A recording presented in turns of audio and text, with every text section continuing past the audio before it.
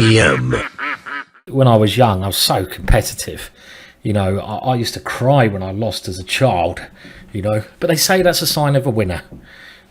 Okay, anyway, so I'm playing Martyn, and he's played d4. I have the black pieces this time, and I'm thinking what I will play. Now, I think one previous time I played Martyn, did I play the King's Indian Defence?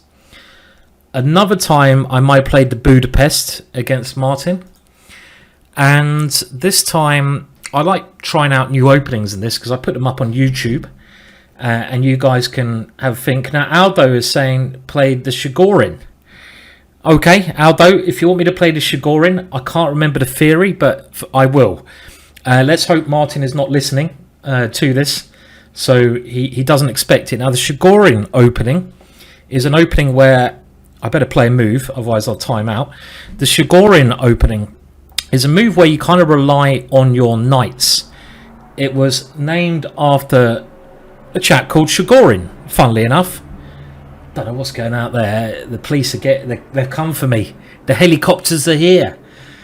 And it's an opening where you often give up your bishops for your opponent's knights. Other players who played it are normally quite imaginative players like Morozevich, and Nigel Short has played this quite a lot. And the Chigorin is normally an opening you do, though, against c4.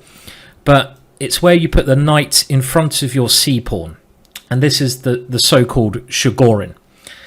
And the Chigorin, I will play it here, is it's very interesting because often you try to break with e5, which is not so possible now. And this is one of the main moves.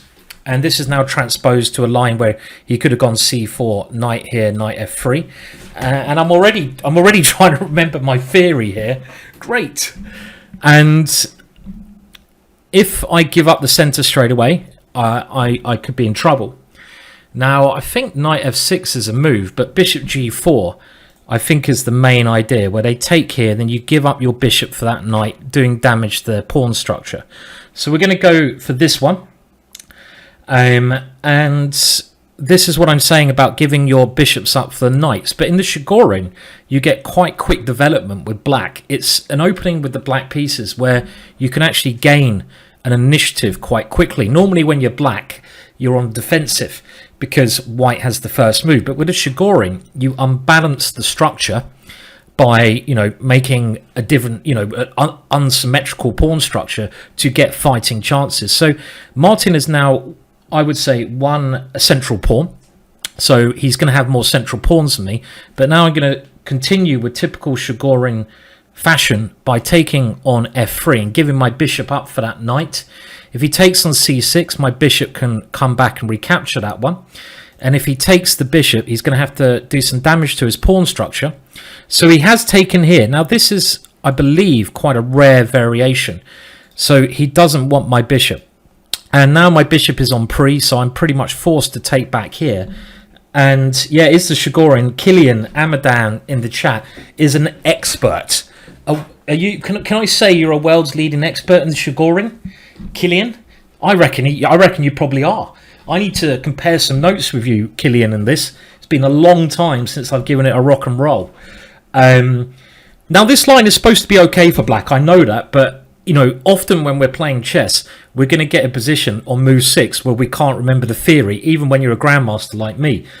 And I'm in that position now. So one thing you always need to do is look at your opponent's last move and figure out what he's trying to do. Well, he's trying to play d5 or e4, build up his center. So for me, I'm not going to think too much, but knight f6 stops both of those threats, controlling both of these squares, while trying to continue with my standard developing idea.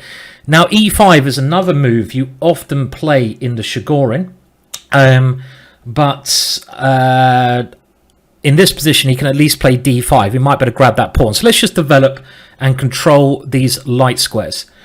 There is a Serbian GM who was a genius in the Chigorin. Killian, you are right. I can't remember his name now, even though I included him a lot in my DVD I did for Chess Base. But what was his name?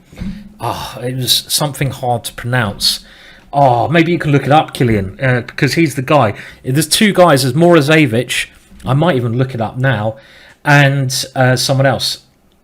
Now, the reason I haven't played e6 is kind of natural, but the reason I didn't play that, two reasons. Number one, it doesn't control e4. So if I play e6, I give my opponent another option, which is e4, because I can no longer take that pawn, because remember, my knight would be back here. And the other option is, in the Chigorin, one of your main ideas is often this little push in the center with e5. And now it's very clear that my move is quite useful, because Martyn is trying to go e4, build his center, but I've got one more piece developed. So I'm now thinking what to do. I really want to play this move here of playing e5, but I don't see how. I don't really want to exchange queens when I sacrifice a pawn. After taking here, how can I try to get compensation? Normally, I want to put the knight over here, but then he exchanges queens. And when you sacrifice a pawn, you don't want to exchange queens. So I could play e5 takes knight d7. That's not crazy. And then the idea is to try to take that pawn back. If he plays f4, normally you get very good compensation in those positions because his pawn structure is a bit funny. And if he plays bishop f4, which looks more natural, so that's after e5 takes, knight here, bishop f4, I can then develop my bishop and play queen e7, trying to win the pawn back. And I kind of feel that I will get very decent compensation there. I can even have this check at some moment. So e5 to me is looking like one of the main moves. That's not the name, Aldo. I will recognize it when I see. It's not Sokolov either. Not Sokolov. Sokolov played main line openings, actually. I know Sokolov very well. The other move's to play e6, but then after e4, what am I playing? He gets a big center, and I don't want to allow my opponent a big center unless I can do some sacrificial ideas with bishop b4 and then trying to take here with queen h4, which is not as crazy as you would think. But I'm really liking e5 here. e5 to me. The other move is knight here. Is there anything else? I'm liking e5. Takes knight here. I think I should get compensation. I'm going to play it because if we look at Martyn's position here, his king is going to take some moves to get castled in this situation. So I'm trying to open up the center where my bishop can now bring out. I'm sacrificing a pawn, maybe only temporarily, because my knight might try to come back and take that pawn. So I'm going to continue with my plan. If I can win this pawn back, I'm certainly not going to be worse. And remember, when you're playing black, you can be happy to have an equal position. I don't think that's his name either. I don't think it was Ivan. Ivan's a very strong player. I played him before. Keep trying, guys, to try to find the name of the player. You might get there eventually. I honestly can't remember, which is pretty bad. I will recognize his name, but when it comes to pronouncing, not really. I think Serbian, Yugoslavian, maybe. Hello, Chris. In the chat, that might be the one. Miladinovic is my best pronunciation. Miladinovic. You had to Google it. Yeah, understandable. Well, after e6, I was simply going to win my pawn back. So that was my idea. Okay, so my plan now is to develop these two and maybe castle queenside and try to win this pawn back. So I could go queen e7, but I'd rather play this move with my bishop on the other side of the queen. So where's my bishop best placed? One of these two squares. So which one am I going to move it to? In some positions, I kind of like this one because it stops white from castling, and he's kind of weakened his dark squares with this move f3. When you make a pawn move, you always weaken some coloured squares. So if you put your pawns on light squares, you naturally weaken the opposite colour squares, in this case the dark squares, meaning my bishop on the dark squares makes a lot of sense. Even g5 and bishop g7 is not crazy by any means. So let's have a think. So g5, bishop g3, and then bishop g7. I will win this pawn back. I'm a bit worried about him going h4. I shouldn't be too worried there, but I kind of want to keep these pawns close, I think, as well. So the other one is bishop b4, And then if he goes here, am I going to give up that bishop? I don't think I want to give up the bishop now, because the bishop is quite a good piece on the dial. I like bishop c5. Bishop c5 to me is kind of screaming out to be played, with the idea of queen e7, castles queenside. So I expect then Martyn will try to castle queenside because he can't go kingside with my bishop stopping him. So let's just see how things could continue. Bishop here, queen d2, queen e7, castles here, and then I win my pawn back, and that looks like a very decent position. Do I have to worry about the knight coming in here? Bishop here, queen here, here, castles, knight takes here. He can move his knight in. It's a tricky decision, this. It's a tricky decision. Chris, there is a chance we can do that at some point. Probably not today, but in the future, of course. So do I even pin this one? I'm just really... Maybe I do pin. Because if he's going to castle queenside, I might want him to move the pawns around his king side to weaken his king. It's a tricky decision. Which one do I do? Okay, well, I'm going to have to make a decision. You can go queen d4, queen e7, castles. Or do I go back to this g5? Or do I even make it a real pawn sacrifice with this one? But then e6 then is certainly annoying. Okay, let me have a think. So here, bishop g7 is also probably... This bishop is very good on this diagonal. I'm kind of tending towards that one now. But my first thought is always this bloody move. And you should really go with your instinct normally in chess. So queen d2, queen e7, castles is best line. Knight takes here, knight d5. And I'd have to take that one. Queen takes d5 then. And then I can castle queenside. And that actually looks all right to me. Okay, I'm going to go for my instinct. I'm going to play this move. I don't know which is better, but because of these weakened dart squares, to me, the bishop seems at home on this square. And I've got quite natural development with the queen coming here. My bishops in general looking quite tasty. A tasty pair of bishops I've got there. Yeah, tasty pieces. I mean, g5 and h5 wouldn't have been so good because you can meet that with simply h4. But g5 and bishop g7 was probably a very valid idea, because then this pawn is forced. But I like my bishop on this diagonal. There's something about this I like. So the line I'm thinking of is queen d2. This is what I'm trying to work out. Queen e7. And then he should probably castle at some point. He can go knight d5 there straight away. Takes, queen takes. Trying to hang on to his pawn. But he hasn't gone for that. He's trying to go for a simple strategy of development. Now, actually, this is not so bad because, again, he's trying to control this square. But if I go here, he goes knight here. I can take that one. And it feels to me I'm going to get good play. Well, this must be my follow-up. This must be my follow-up. Because I want to get a rook to the d file. I want to try to get my knight to a more active square.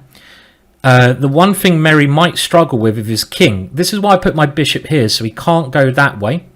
So knight d5 is the one move I feel should be critical in this kind of position.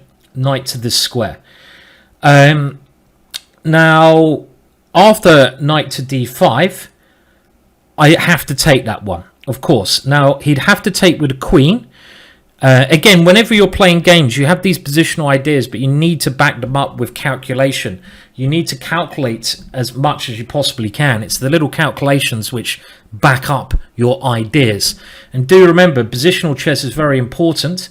You need to learn your, do the standard things, develop your pieces, because then tactics will work a lot better for you. But the critical line here then is knight here takes and queen takes. Because then Martyn is defending his pawn, but his queen is exposed there. So my natural reaction would be to castle queenside and get my rook ready to attack the queen. And to me, then, there's one move that's very interesting. Bishop to a6. Whoa! Look at that move. Bloody hell. So let's have a look. So queen takes, castles, bishop a6. Boom! Put that in your pipe and smoke it. And if I take his bishop, oh, it's not checkmate because I have knight b8. Oh. Oh, you know, that was thing. Now, I mean, people were saying they might be uncomfortable here because it looks like I'm lacking space and I don't have the bishop pair. I think one of the most overrated things is the bishop pair. I mean, blooming heck, guys, don't, you know, the bishop pair is only the bishop pair. It's not the end. It's only good if you're super grandmaster. Knights are actually more trickier than bishops. So don't get carried away with the bishop pair and thinking how good they might be. So if I castle bishop a6, I think I can just take it, because queen a8 is not checkmate because I have knight b8. So obviously castle's queenside is my main move. I have another interesting idea, which is bishop b4 check, when my opponent will have to move his king. And that is also very intriguing, I think, because if he goes bishop d2, well, I can take that one, win the pawn back.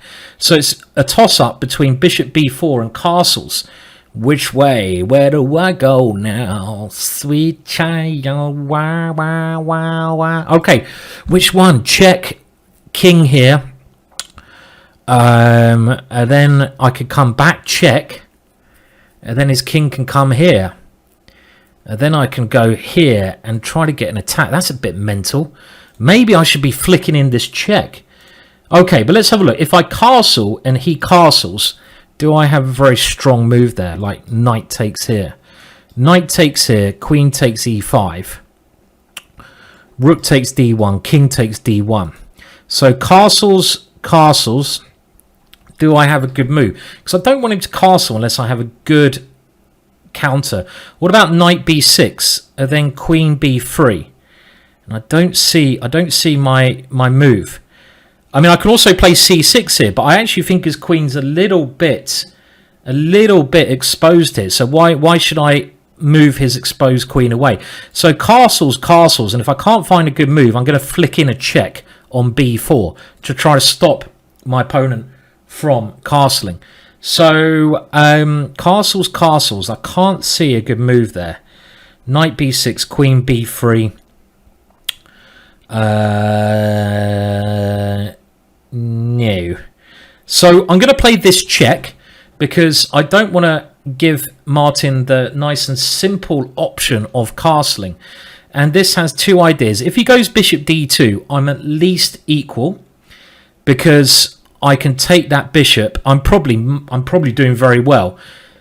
And after queen takes, I can win my pawn back on e5. Okay, I'm gonna. Magnus Carlsen trying to give me advice now on the telephone. I'm gonna have to give Magnus a ring back, or maybe he's asking advice there. You know, who knows? Well, does he want advice, or is he asking advice? Who knows? Okay. Anyway, we're in with the check. Miss Call. We can make Magnus wait. There's no, you know, we got to make these super GMs wait, haven't we? On the telephone. What's that? The police? I think that is the police. I should probably get. I mean, what's the rule now? If your telephone goes during the game, don't you forfeit? Maybe I should forfeit now. Oh my words! You have a home. No, I don't have a home telephone. It's called a mobile phone. Thank you, Frozen Edge. Hello, Frozen Edge. Hope you're doing all right. Your mobile phone. I don't have a home phone. We move on with the times. Okay, so if my opponent, now the one line I'm thinking of, if he goes king e2 is just bad because he blocks his bishop in. I like my position, by the way. This is actually a typical Chigorin position. What I mean by that is black often is a pawn down. Black often has the knight for the bishop, but black has all the active pieces. A rook coming in here, boom, boom, boom. And one big bit of advice I'll give you guys, whenever you play an opening, it doesn't matter what opening it is, make sure you know what you're trying to achieve. What are your main ideas in the opening? You know, why are you playing that opening? You know, okay, right, so on we go. So I should probably take this one, yeah? And it's probably going to be in more even position. I don't think I can complicate now because he's always going to castle. He's always castling queenside now. There's no way I can stop that unless I do something ridiculous. And there's no point doing something ridiculous. So I think we're going to have a more positional game now. We can have a look earlier on to see if I missed something. So, yeah, so he's going to castle this way. and that is pretty much guaranteed. Now I could castle queenside. I think I'm going to do that. It looks like the most fun move. And if he goes f4, well, then I can take here anyway. So yeah, so we're going to castle. We don't need to grab this pawn back straight away, because if I do grab that pawn back straight away, you can see that my opponent can castle, and I can't really get a rook to the d file quickly. So if I go this way straight away, I keep the idea of this, but now if my opponent castles, I will then take on e5, and I have an improved version, because he can't take my rook on d8 because he loses his queen, and he still is down in development. He hasn't developed these two. I will take on d1 and hopefully start some kind of attack. So that's the idea. And the problem that white has here is that he's quite behind in development. His king has not got safe. His bishop has not developed. His bishop is never going to be a great piece, because when you have pawns on light squares, if you have a light square bishop, it's generally not the bishop you want, because it gets in the way. Your pawns get in the way of your bishop. On the other hand, if my opponent had a dark square bishop, it'd be much better, because it can work in unison with the pawns, like popping around those pawns. And look at that lovely diagonal down there. So in this position, I'm quite happy the way things have gone. I feel like I'm certainly a little bit better in this position. Okay, so now Martyn's played queen to this square, and I think it's clear now he's not going to want to castle this way. He's going to want to castle that way. Now I do have some very interesting thoughts on my mind. I have to start when knight takes here. I mean I could go for the ending, but why go for the ending when your opponent's king is in more danger than your own king? You know, the queen is a very powerful attacking piece, and you know, in general, you want to keep the queens on the board when you have the attacking chances, because the queen can cause many more problems to the opponent's king. Now, whoa, that'd be a good move, wouldn't it? I hate these pre-moves. I guess Martyn wants to go bishop e2 and castles, and if he can play those two moves, he'd be safe. So what I'm going to try to do is try to think of a way I can stop him castling, or if I can't stop him, think of a way that I can make it difficult, or you know, gain some kind of initiative in two moves while he does that. Now remember, the time limit's not so worrying, because you get an extra, what do you get, an extra 10 seconds per move, yeah, which is loads of time. So if he goes bishop e2, my first thought is to flick in a check, and then he goes g3, and then do I have a good move? I don't see it, because he's also threatening my knight, so that's a pity. So he's played this idea. So check g3, I don't see a good follow-up. If I go queen here, queen takes here, queen to g2, rook to f1, and I'm not sure what I'm doing next there. So the other idea I'm thinking of is to play f5, because if he castles, then I can get a clamp on the dark squares with f4. So f5 seems my second best move. The other idea is queen f4 to try and attack here, but if he castles, then I don't see what my queen is doing on g5. I meant queen g5. I could play by doubling my rooks, but then he will castle and get a rook here. This rook swinger, does that give me any attacking chances against h2? Rook d6 castles rook h6. I don't think so. I think I'm moving my pieces away. So f5 seems to be my main idea. If he takes, I can get a check in, which will stop him from castling. So f5 to me looks like the most dynamic move, and this is a position where I want to be dynamic, because if he's able to consolidate, he will be at least equal. I'd love to make this check work, but it doesn't. g3, and my queen has to retreat. So f5 is the only dynamic move I can see. It's a pity.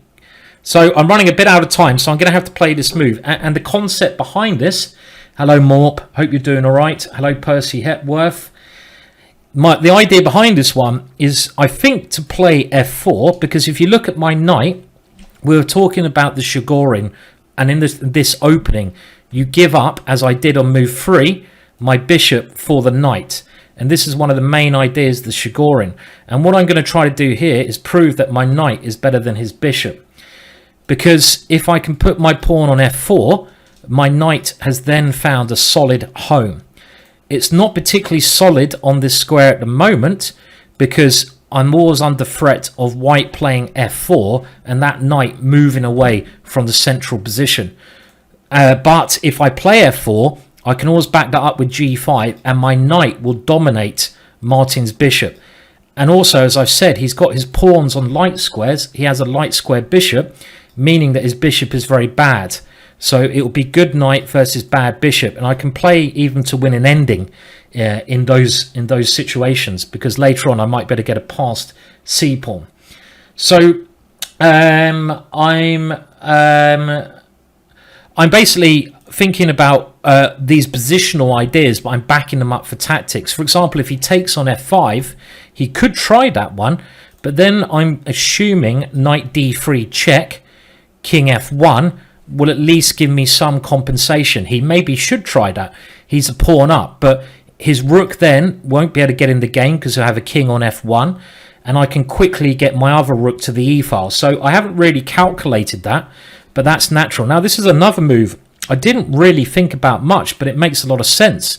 Martyn's trying to get rid of my knight, and he's also trying to move his pawns off the light squares. So I'd like to play a tactical idea here. Do we have one? Now I'd like to take here, takes, I've got to play a bit quicker, takes, but I don't have a good follow-up, do I? This check is nothing. This check here, he goes here, so I think I might have to retreat my knight now to somewhere like g6, so I'm attacking this pawn. I can't see any other moves working in this position. This check is always met by g3. Takes, he takes here. I don't have enough pieces to get an attack, so I'm gonna. The other idea is to move my knight to d4, but I think I want to attack this pawn as quickly as I can. So I think this is the correct way to go, and obviously I'm gonna have to speed up a little bit at this moment in time. Moment in time. F4 is a very good move, Aldo. I think you're right. Martyn is a strong player. He's playing well. He's kicking my knight away, but he's got to find a move now. I'm not sure what his idea is, because if he castles, I think he should castle, give up the pawn, and maybe try to gain an initiative. I will win a pawn. Can he then get some activity against my king? I don't think he's going to have enough compensation, so I'm going to be a pawn up if he castles. If he doesn't castle, what does he do? If he takes here, he opens up the e file towards his king. Remember, he's not castled in this position. If he plays e5, then I will take on f4. So actually, f4 looks a good move, but tactically, is it actually a good move? I'm not sure. Hello, Chess Patzer UK. Hope you're doing all right. It is quite a fun game. I always have fun games with Martyn. He plays really fun chess. Hence why I like playing him in these long play games. It's always a bit of an adventure, our game. So yeah, it's going to be fun. I think it might be beer time after this stream. Why did I just think of that? Beer time. Okay, maybe. Anyway, how's your kid, Chess Patzer? I hope okay. Hope doing all right. Sounds like you're doing well. Okay, and a minute. What am I doing? I'm thinking. So I've got a couple of ideas here. Pawn takes must be right, but I can also consider queen takes, just trying to go a pawn up because I can swap queens off. If I can go here and force the exchange of queens, I will do. Takes here because I want to get the queens off the board, I feel, because then I'm just a pawn up here, and queen d4. Is that just very strong? It's a bit more dangerous, but what does he do after this move? Can he defend his bishop and queen d4? He can't go bishop d3. If he goes bishop f3, I get the queens off. We get an ending. I'm a pawn up. I'm now actually liking queen takes because I've just noticed I have this check. So after taking here, can he do anything that scares me? Rook c1. I'll get the queens off. I mean, nah, I think this is good, yeah? I think I'm going to go for this.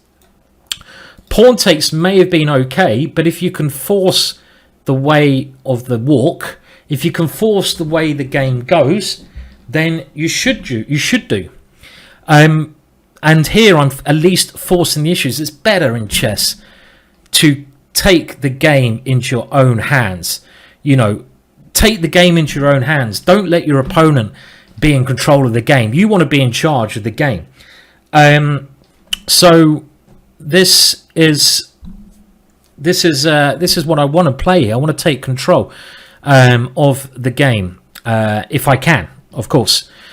Now, I don't think he can do anything with these moves, taking on a7. I think he's simply going to be a piece down. Takes here, and I go rook d2, and I'm threatening checkmate. He only has a queen attacking, so that's not going to be enough. Just having one queen attacking is clearly not going to be good enough to cause me any danger. You need more than one piece attacking, even if it is the queen. So I'm not sure what he's going to do, and I'm going to get into an ending now where I'm going to be a pawn up, which I'm quite happy with. I think I certainly want to exchange queens here. Again, when you're material up, keep it as simple as you can. In general, when you think you have a better position in chess, keep it as simple as you can. So I am going to exchange queens. I'm not going to think about it. Queen takes f4, would have lost my queen to bishop takes here, and rook takes here. And now when the queens come off, I'm going to be a pawn up in the ending, which is obviously quite a good situation to be in. It's by no means winning, but I'm certainly better here. I also have an active rook, and Martyn might need to take a move to defend that pawn, as he has done. So now I've got to consider my knight's not very well placed here, it has to be said, and his bishop is quite good. But first of all, maybe I should consider doing something with my rooks. So, for example, rook here, well, he's going to get the open file then. I'd like to play c6 to take, maybe c6 is a good move, because I want to put my king into a central square. The king is a very important piece, but I don't want to allow him to go bishop takes here. So I think c6 is a good positional move, because I'm making his bishop worse. I'm blunting his bishop. It's often a good idea to blunt your opponent's bishops with your own pawns. And I just want to improve my position slowly by bringing my king to the center, by bringing my rook to the center, and only when I've done that, by trying to maybe reroute my knight. My knight's doing nothing here. It's really not attacking anything. So I want to bring my knight. Where do I want to bring my knight? Somewhere like here would be good, or here.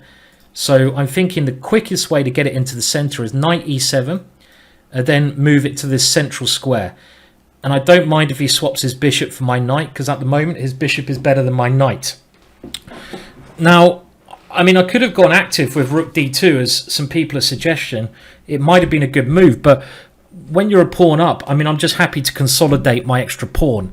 I think this is more of a grandmaster way of playing. You know, you're a pawn up, so just improve your position slowly. Rook on the 7th rank might have been fine. He could have gone rook f2, so I don't know if I achieve a lot. Yes, I exchanged one pair of pieces, but in actual fact, my rook on d4, maybe I don't. You generally want to make exchanges, but maybe here I don't want to make exchanges. Other ideas I see people are suggesting does include maybe h5, h4, trying to attack his pawn structure, but you know, is that really necessary here? It takes me 2 free moves to do that. I'm a pawn up. Keep it simple. So when I mean keep it simple, let's just play in the center of the board. So now this rook is taking an open file. I could do this plan, but I like the idea of just keeping it simple. And now both of my rooks are on the open file. So rooks on the open file, it's a nice simple way to play. The way I'm going to try to convert my extra pawn is by getting my pieces to the best squares I can, including my king. And then I'm going to either make the right exchanges or push my pawns slowly forwards. So is there any threat here? So whenever your opponent plays a move, you must figure out what they're trying to do. And I think he's trying to target this pawn. Now, I think I can even improve my pieces even more. So I did say improve your pieces. This is not a threat. No, he can't go a minority attacks. I take it. Rook e3 improves my pieces even more, because now his rook is tied down to the defense of his bishop. And if he does go rook c5, my knight can start its journey, knight to e7. But now when I play knight to e7, my rook is not blocked in by the knight. So knight to e7, now I keep my rook active. Remember, I get 10 seconds per move, so I'm not so worried about the time. I might, you know, it might get a little bit more intense soon, which is understandable. But I'm quite happy. The other reason I'm happy and I'm not worried about the time is it's quite a simple position to play. There's not many tactics going on here. So what I'm going to try to do now, okay, so Martyn's moving his king towards the center, and my knight is not doing anything here. So let's move the knight back towards the middle of the board. And now I can try to come here at the right moment, but I don't need to rush that. I can improve my king first. And so how I'm going to try to win this, let me explain it. Pieces, I'm improving my pieces first. Then I'm going to use my pawns. And generally, you want to use your pawns on the area of the board in the ending where you have a majority. That's on the queen side, so I want to start pushing these. Is there anything I need to worry about over here? I don't think so, so I'm going to improve my pieces. The next stage is improve my pawns and try to create a passed pawn. And by doing that, I want to try to create a passed pawn on this square c3. So I want to play... Okay, anything to worry about? By the way, I could even improve my knight more before moving my pawns. I think my knight on f6 is a great square because it attacks the pawn and it has ideas. So I'm going to maneuver my knight to an even better square because on f6 I have ideas of coming to these squares with my knight. And actually my knight could be just as good as Martyn's bishop. I could have exchanged it off there with knight here, but I don't think I need to because my rooks are dominating my... Oh, I forgot about that move. I forgot about that move. Silly me, so I might have to come back. I could go king to e6. It feels a bit funny though. It feels a bit funny if he plays g4. Is he going to get some play? Rook takes here. I think I should be all right, but am I losing control? Okay, I'm going to play it, but I'm not entirely sure this is right. Maybe this was a bit too slow. This is the one move I'm maybe a little bit worried about. But I suppose I can put my knight back, worst case. I'm a pawn up. My rooks are still controlling all the files. But I did forget about my opponent's intention here. Luckily, he can't get a pawn to b5 because I can take that one. And if I do get one more move in, I can always bring my knight back to d7 to kick that knight away. So that's another idea. So if he does play g4... He does. Okay, I was a bit worried about that one. That's a good move by Martyn. If I take bishop takes, king back, that could be the way to play it. I'm going to have to move quicker now. I couldn't take there because he had a tactic bishop d5, and now I've got to try to get his rook away, but I've kind of messed this up. This has been bad. I've suddenly realised I've allowed his rook to come to g5 when I'm a little bit going backwards. I think I'm still okay. The downside of Martyn's plan is that he has split his pawns. When you split your pawns, they can no longer defend anything. They can no longer defend each other, should I mean. If you had his pawn here, it could defend the h-pawn, but they're like brothers that have kind of moved apart from each other. So they can no longer defend. So these pawns are a little bit weaker. I still think I'm doing very well.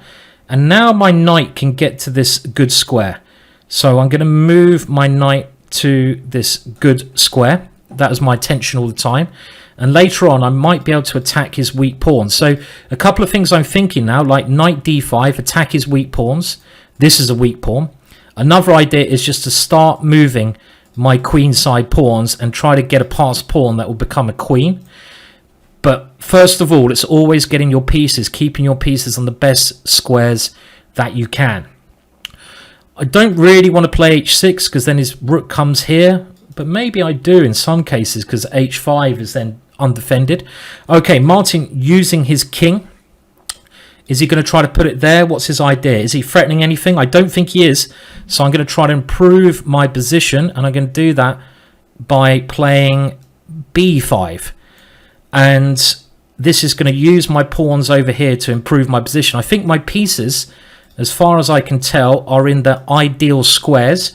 So I'm not going to move my pieces unless there's a really good reason to do that. Why do I want to move my pieces? They're doing a good job. So I might as well try and improve my pawns. And I might as well try to get this passed pawn. Okay, so Martyn's coming with a king. Are there any threats to my position? I don't think so. So I'm going to use my pawns more. I still don't think Martyn's doing anything I need to be afraid of. I could always consider going knight d5, but okay, but I'm not going to rush that. Let's use these pawns even more. Remember, my idea is to create a passed pawn on this square with c3. And now that he's moved his rook away from g7, that may mean that my rook now has potential to move because it's not tied down to defending this.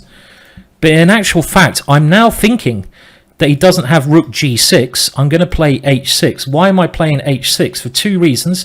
Number one, my pawns are on dark squares, meaning his bishop cannot attack my pawns. So that's one less piece that can attack my pawns. Number two, his pawn there is now fixed on a square, which is not good. And here, I think I can improve my pieces more. So first of all, do I move the rook to a better square, back to this square? It's a lot more active there. Or do I go in with my knight first? Well, I'm thinking knight here, king here. And let's move the knight. The knight is attacking this weak pawn here. And the second idea is it controls the center. A knight in the center of the board is great. My knight has now become better than Martyn's bishop. Martyn's bishop doesn't have anywhere to go. Now I could go check. King here. Is he going to get mated? I've got to be quick. I could just push my pawns. Okay, I think I'm going to push my pawns because I can't see an obvious way that my pieces... I've allowed this move. One thing I'm being a bit sloppy of here is allowing Martyn counterplay. And this was really sloppy. I've opened up another file and you should never allow counterplay. And I've allowed Martyn the opportunity to come around here with this rook, which I should never have done. So b4 was a little bit rushed. And this is one problem when you get a bit short of time. But Martyn's a bit short of time. So he can, and I think he should now activate his rook. I'm still doing well. I'm still better. But why allow it? Okay, so now this move I was never worried about because I have knight e3. So what do we do first? Do we go knight e3 now, forcing that away? I think we do. Because he can't go rook e2 because of knight f5 and I win his rook. Remember, tactics, tactics, tactics. And he should now move his rook back somewhere. And I've got to think how I improve my structure then. Knight f5, not possible. So he's getting short of time as well. Knight b6 was clearly much worse because my knight is much more passive there. You should always put your pieces on the most active squares that you can. Now, I might even exchange rooks here, so I stop his idea of rook a1. Oh, no, because he has rook d2 winning my piece. So is it time to improve my king and come this way with my king? Or do I move my rook here? Okay, I'm getting short time. Okay, I'm going to have to make a move. So I'm going to move my king here with maybe an idea of rook d1. That didn't work before because at the end he had rook d2 check. And that would have won my piece. But now maybe it does. But first of all, I think I'm just going to repeat. Because now I'm making a threat. And I'm gaining tempo as I go. And I'm just doing this slowly. So now I can play c3 if I so wish. This check. He goes king here. Is that helping? Time. c3. Let's go c3. Okay, remember, this is always my positional idea to get a passed pawn. And now, what about this check and take with a rook? So I'm trying to use where my extra passed pawn is. I'm thinking his king will go here. This is what I'm thinking, king g4. But do I have mate there? I didn't realise I had mate. I have knight g4. Knight here check, king here, rook d5. But you can go to h4. Am I going to... Okay, I'm going to play it. Just to give him the chance to blunder into checkmate. King here, rook d5, checkmate. Because I can always play and take this one. Okay, of course he's avoided it. But now my pawn's a little bit nearer. Now, this rook is tied down to this one. So I think I'm okay if he comes checking. My king is near enough to his rooks to stop that. So I think that should be okay. And he's going for a blockading technique now. So I'm going to use my king as much as I can. by putting it here, defend the pawn, maybe come with potential to come in. The other idea I maybe should have considered now is to activate my rooks even more than they are activated. But this should be very good because Martyn's in a clearly passive position. Okay, so how about trying to activate my rooks more now with this idea?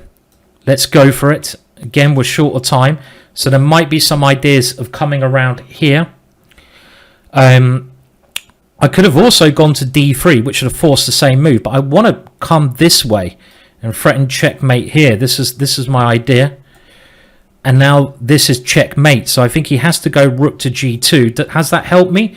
I'm hoping it helps me force my c pawn through, because I want to get rid of the blockade. Okay, so maybe it hasn't helped me, who knows. I could also go rook to e1. Now if I take... What do I do? Do I come here? Let's go here, because I don't really want him getting counterplay by taking my pawn on g7. So I want to get my rook to what I think is... Okay, so now he's come this way. If my king comes in, it will check me away. If I take... That doesn't help. I'm thinking my king should come this way now. Why? Because my king might be able to... I don't have to win by queening my c-pawn.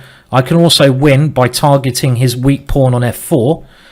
And my king is a natural piece to do that. So I'm just going to improve my pieces again by having the idea of potentially taking this one. But if I come here now, that looks safe to me, to be honest. That looks quite safe because his rooks are so tied down. He does have this check. Then I take, okay, I think this is okay, because my knight controls this square. Okay, Martyn now coming with this check. Now, if I take here, takes, I think I get a winning position because I can win the pawn on h5. So, takes, check, rook h3, king h3, king g5 seems to be winning. So this, I think, is a winning idea. I'm threatening checkmate. And if he takes my pawn, I'm going to win his last pawn. And this is why I've said about his pawn being weak in these positions. And this is what I had calculated, that I go king g5. I'm going to win this pawn with my knight. So this should be game over now, being 2 pawns up in the ending. Of course, he can fight on. But he can't do anything in this position. Yeah, I mean, he's clearly lost there. 2 pawns down in an ending is lost. Well, thank you for the game, Martyn. That was quite a positional game. Aldo saying 8. Okay, this is where you've got to guess. Thanks for the game, Martyn. It's always a pleasure to play you. So thank you very much. And what we'll do before we end the stream, I normally put this on the computer. E6 is best. E4, Queen H4. Okay, look at that. Killian, who is the world's leading expert, is telling me what I should do in the opening, which is good. Okay, so instead of knight f6, e6. Okay, I'll come back to that in a minute. So what do you think my accuracy is? I'm going to whack it on the chess.com computer, and we'll have a look at the critical moments. And this is what you should all do when you play a proper game of chess.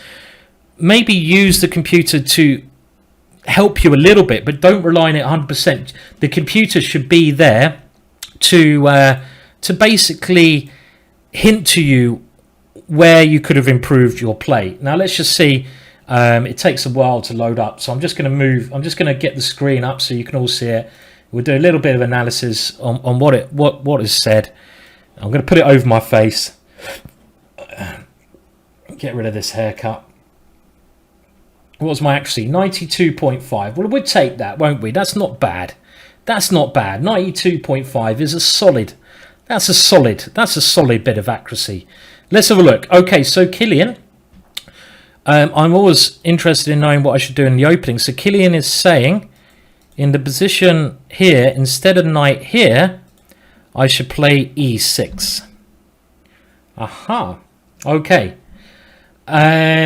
So, and if e4, so Killian in the chat, who is Amadam, is suggesting that after e4 now, I can play queen to h4. Is that right? Really? Let me just have a look what Killian's saying, because Killian knows this opening as well. Oh, maybe you meant Queen F. Sorry, E6, E4. Oh, Bishop B4 first. Okay, attacking this pawn because I'm pinning the knight. And then after F3, you go Queen H4 check. Aha! And then you get loads of play like this. Okay, thank you for that. I'll remember that. F5 at some point. Okay, and Martyn's telling me this is theory as well. Okay, well, I obviously didn't know the theory here, did I? Let's see what I play. I mean, Knight F6 looks a very normal move, yeah? Why is Knight F6 a bad move? I think this is okay, yeah? I develop a piece. It looks very natural. So you can see, even though I didn't know the theory, even though I've forgotten the theory of the position, by following standard, considerations, I'm still going to get a decent position. By just playing, decent moves. Okay, so F3 and now E5 look very interesting. It says it's best. Okay. Oh, this is less popular. Okay, I'll have a look at the other lines. So Merry knows more about this than me, but this seems like a dangerous gambit, yeah? Because if you don't take the pawn on E5, what are you playing? I don't know. I don't know what you're playing. I think you have to take here. And now after Knight D7, I mean, okay, it's a roughly even position. F4 looks far too weakening. This move looks really weakening. As the computer says, I can just play. I'm going to get loads of compensation here. Queen E7, F6. White is so far behind in development. So Bishop F4 must be better. And now Bishop C5. So it says it's best. That's interesting because I wasn't sure if this is best or not. And now your next move, Martyn, may have been a slight mistake because I think you should get castled. But let's have a look. It's not a big mistake. Okay, it says it's okay. E4 is best. And now Queen E7, trying to take this pawn back. And now Knight D5. Okay, so that's the mistake. I was thinking Knight D5 is the best move, but it's saying you should castle queenside here with a roughly even position. I suppose that way at least you get your king safe. Maybe hold on to this move for later. So something like Queen to B3 might be the way you should have played this, as the damn computer is saying. And this seems to be roughly even, with me castling, you castling. I win my pawn back. I don't see any reason why White should be better in this position. If White ever tries to play E6 here, well, that doesn't bother me. I mean, it says Knight to F8, but I'm not going to play such ridiculous moves as that. I'm just going to take the pawn. Because my pawn on E5 is good, actually. It's actually quite good on this square, I feel. Nothing wrong with that. So maybe Knight D5 is a little mistake. So I take, Queen takes. Obviously, this check is best because I've got to do something about your king. I wanted to castle here, but I did not see a good move if you castle king queenside. I didn't see any tactical move here. I can move my knight somewhere, but so what? So I think playing, what did I play? Bishop B4 check makes things a bit difficult. Bishop D2, and now it says I shouldn't take here, which I find surprising. It says I should castle. Okay, why didn't I castle? What a muppet. Why didn't I castle? Of course I should castle. Okay, maybe that was better. This seemed like a very natural way to play when I'm still better here because my knight, I feel, is better than your bishop. F5 is good. F4 is a mistake. But if you don't play F4, what do you play? The computer says castling kingside, but now I can take on E4, but I prefer this move personally. I don't care what the computer says because in the endings, no, the computer's wrong here. You have to disagree with the computer. In the endings, I've got more pawns on the board to attack. And how are you ever going to get rid of this beautiful knight? A knight in the center of the board is much better than nearly any bishop. Any bishop. Okay, it's a low-level computer, but we're just getting an idea. We're just getting an idea of what the good moves to play are. And also, this gives me an idea, if I want to, start an attack with G5, G4. Eventually. So this looks good for black. I don't care. The computer says it's equal after b4, but I'm going to disagree. I don't see really any way you can get an attack against my king. I have very good defense. So, yeah, you can see already the computer's changing its mind, and it's saying if I play rook d7, I'm going to be a little bit better. So let's go back to the game. So f4, we thought was quite clever, but unfortunately it might just lose a pawn, as it does. And in this position now, well, it's very tough now because you're a pawn down. And I think, you know, to be honest, if this was Magnus Carlsen versus Magnus Carlsen would always win. Obviously, that doesn't make any sense at all. And that was a bit of a joke. It's like, okay, you know, whatever happens in a game of chess is always going to be 1 point from that game. You know, it's always going to be 1 point, isn't there? What I meant to say, if Magnus Carlsen's playing Magnus Carlsen, black will always win this position because my extra pawn is going to be pretty good. Your bishop is actually not that good because I blunt it out quite quickly with the c6 move. And my rooks are also good here. And you can see this position is just very horrible for you to defend. Maybe this was a little bit slow, but it's okay. This was good. I should probably have come back. Had you not played g4 here, but played the computer suggestion, I don't see what you're doing. So I think g4 is your best shot. And now I do feel that, you know, it's just a tough position, this one. There's not much you can do. I can improve my position. I probably missed in the time trouble later on some better ways to win, but I don't think it's so important. I don't think I'm ever worse here. I think I'm always going to win. Let's jump forwards. Let's jump forwards again. Okay, what could I... Okay, this is interesting. Oh, I could have gone rook d3 here. I think someone in the chat recommended that. Oh, this is going to be checkmate quicker, of course, because I'm threatening checkmate. And if you go rook to this square, I can just play rook to f3. Very nice. And when you play rook here, I can play c2. Very, very nice idea there. But the way I played it, still winning. Rook d1. Look, I'm still +3. I just won it in a different way. Rook g1 is still winning. It says it's a blunder. It's not a blunder. Is it? What, am I losing here? How am I? Why is that a blunder? I'm still completely winning. Computer, you are stupid sometimes. Look, rook g1, double blunder. When normally you have a blunder, it means that you're a muppet, yeah? Okay.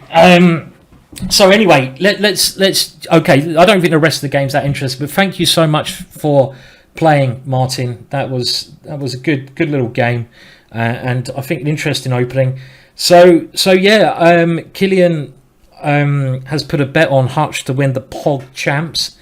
I mean, I haven't looked much at the Pog Champs, I'll be honest, but what I've seen so far, I have to say that Hutch is probably one of the favourites. He's played a lot of chess. He's done stuff before on chess.com. Hutch, if you don't know who Hutch is, he's a very popular streamer, and I tried to hit him up earlier to see if he wanted to do a live lesson with me, and I think he may be agreeing to that, which would be fantastic. He's got like loads of followers, you know, loads of followers on things, so it's good for me. But he seems like a nice guy as well. I have to say, some of the people I see I wouldn't actually like to give a lesson to. I'm quite picky with who I give a lesson to. I used to do teaching for 7-8 years. I used to teach in schools. Oh my God, that was horrible. I used to teach like 6-year-olds who didn't want to be there. I taught, you know, and you know, I'm at a stage now where I don't have to teach people I don't want to teach, and I don't actually do any teaching anyway, generally. But Hutch seems like a kind of cool guy, so I look forward to it if he's up for it. Give him a quick lesson, help him win the the Pogs Championships. Another guy I'd like to do a stream with, yeah, is it, how do you say it, Haftor, the Mountain. He'd be cool as well. I'd love to do, you know, those two guys seem like nice guys, so I'd love to do a joint stream with them. But anyway, you know, if it doesn't happen, it doesn't happen. Such is life. I'm having a day off tomorrow. I may well drink a beer tomorrow. I might well drink a beer now, actually. Yeah, it's a respectable time. It's 6 o'clock. 6 o'clock is a respectable time to have a beer.